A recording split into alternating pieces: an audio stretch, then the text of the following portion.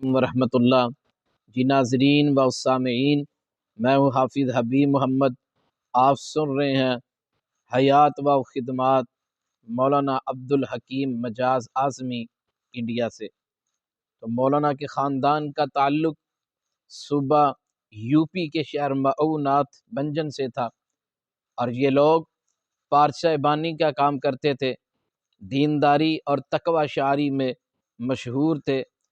تو مجاز اعظمی اس علم دوست اور صالح خاندان میں 1926 کو پیدا ہوئے، اور مجاز اعظمی کا نام عبدالحکیم تھا، اور مجاز ان کا تخلص اور اعظمی کی نسبت کا پس منظر یہ ہے کہ اس وقت ان کا آبائی مسکن مئوناتھ ضلع اعظم گڑھ کا ایک قصبہ تھا، یعنی مجاز صاحب ضلع اعظم گڑھ میں رہتے تھے، اس لیے اعظمی کہلاتے تھے۔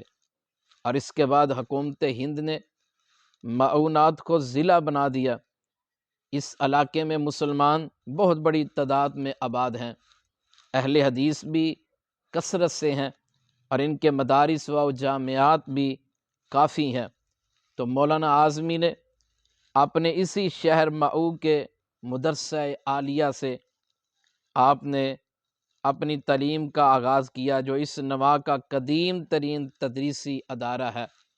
دینی مدارس کے نصاب کے مطابق وہاں انہوں نے جماعت ثانیہ تک تعلیم حاصل کی، اور اس کے بعد 1942 میں دلی گئے اور دارالحدیث رحمانیہ میں داخلہ لے لیا۔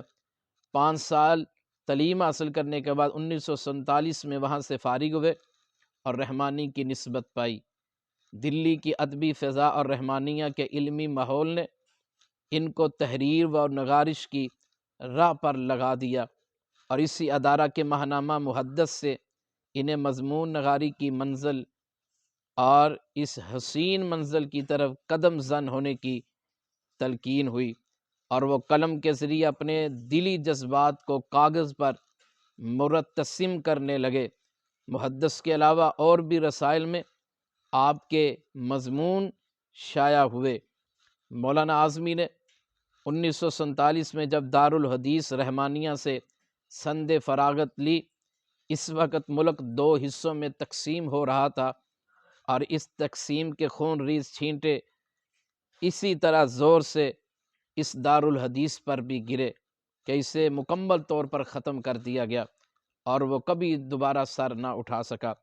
تو مولانا اعظمی اس جامعہ کے سلسلۃ الذہب کی آخری کڑی بنے۔ وطن آتے ہی انہیں وہاں کی جامعہ عالیہ عربیہ کی مسند درس پر متمکن کر دیا گیا۔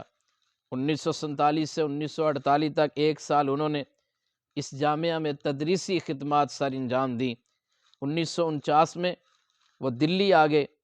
وہ نہایت افراتفری اور پریشانی کا زمانہ تھا۔ مولانا ثناء اللہ مرسلی رحمہ اللہ کا 7 روزہ اخبار اہل حدیث جو امرتسر سے شائع ہوتا تھا، وہ بھی بند ہو چکا تھا۔ اس کی یاد میں مولانا سید تقریظ احمد سہسوانی نے دلی سے اخبار اہل حدیث جاری کیا، تو مولانا اعظمی کو اس کے عملہ ادارت میں شامل کر لیا گیا۔ اس ہنگامہ خیز دور میں مولانا اعظمی کو بہت سے نشیب و فراز سے گزرنا پڑا۔ ملکی حالات کے ساتھ ساتھ مالی حالات بھی بے حد تکلیف دہ تھے، لیکن مجاز اعظمی نہایت خوددار اور باحمیت اہل علم تھے۔ وہ کسی کے سامنے اپنی تکلیف بیان کرنے کے عادی نہ تھے۔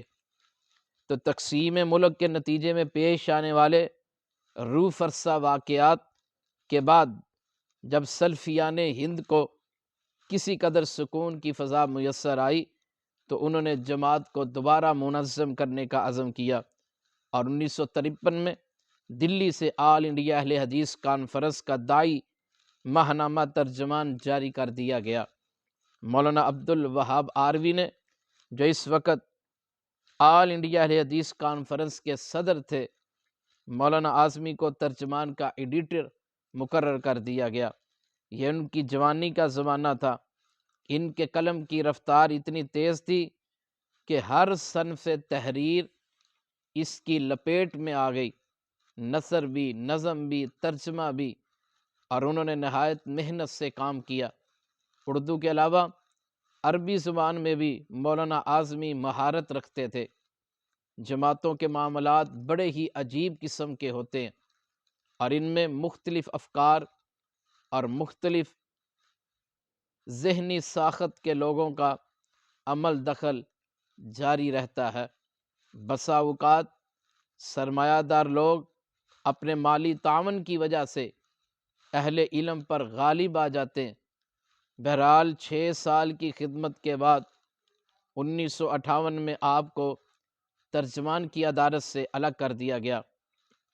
آپ نے معاشرتی اور تاریخی موضوع پر چند کتابیں بھی لکھیں۔ ان کتابوں میں روح نماز، اسلامی زندگی، آثار نبوت، روحانی عورت، یہ کتب ان کی شامل ہے۔ تو مولانا اعظمی ایک ممتاز صحافی، نامور مقالہ نگار، کامیاب مدرس تھے، اور اس کے ساتھ ساتھ بڑے ہی اچھے شاعر بھی تھے۔ اس عالم کبیر اور معلم جلیل نے 85 سال عمر پا کر 24 دسمبر 2011 کی صبح اپنے آبائی وطن معاونات میں سفر آخرت کو اختیار کیا۔ ان کے نماز جنازہ میں ہزاروں لوگوں نے شرکت فرمائی۔ اللہم اغفر لہ وارحمہ وعافہ واعف عنہ واکرم نزلہ ووسع مدخلہ۔ اللہم اغفر لآبائنا ولامہاتنا ولمشائخنا ولاساتذتنا۔